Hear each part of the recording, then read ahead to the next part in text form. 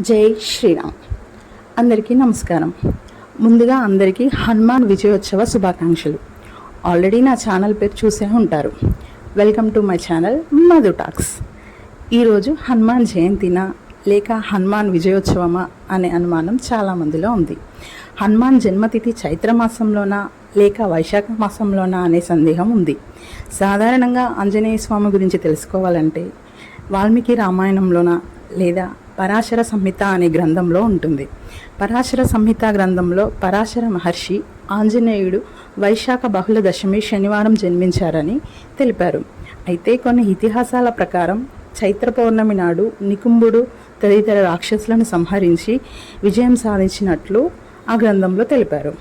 ఈ కారణంగా హనుమాన్ విజయోత్సవం చేసుకునే సాంప్రదాయం ఉంది. హనుమంతుని జన్మతిథి వైశాఖ బహుళ దశమి నాడే జరుపుకునేందుకు ఒక బలమైన కారణం ఉంది. కలో పరాశన స్మృతి అని శాస్త్రాలు చెబుతున్నాయి. వైశాఖ మాసే కృష్ణయాం దశమ్యం మందవాసిరే పూర్వభద్ర ప్రభుతాయ మంగళం శ్రీ హనుమతి. దీని ప్రకారం వైశాఖ దశమి రోజు హనుమాన్ జన్మతిథిగా జరుపుకుంటాం. చైత్ర పౌర్ణమి హనుమాన్ విజయోత్సవంగా జరుపుకుంటాం. అది దక్షిణాదిలో ముఖ్యంగా తెలంగాణ ప్రాంతంలో చాలా ఘనంగా జరుపుకుంటాం. శ్రీరాముడికి సీతమ్మ తల్లి ఆచూకీ తెలియజేసి సంజీవిని పర్వతం తెచ్చి లక్ష్మణుడి ప్రాణాలు కాపాడి రావణునిపై విజయం సాధించడానికి హనుమంతుడే కారణమని రాముడు ప్రకటించి చైత్ర పౌర్ణమిని హనుమాన్ విజయోత్సవంగా నిర్ణయించారు. శ్రీరామనవమి తర్వాత వచ్చే చైత్ర పౌర్ణమిని హనుమాన్ విజయోత్సవంగా జరుపుకుంటాం.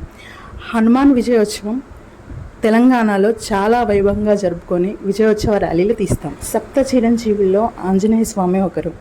ఎక్కడ రామనామం జపం చేస్తే అక్కడికి వచ్చి ఆంజనేయ స్వామి తిలకిస్తారని పండితులు చెప్తారు. Thank you all. ఈ వీడియో మీకు నచ్చినట్లయితే లైక్ చేయండి, షేర్ చేయండి, subscribe to my channel Madhu talks. Thank you all.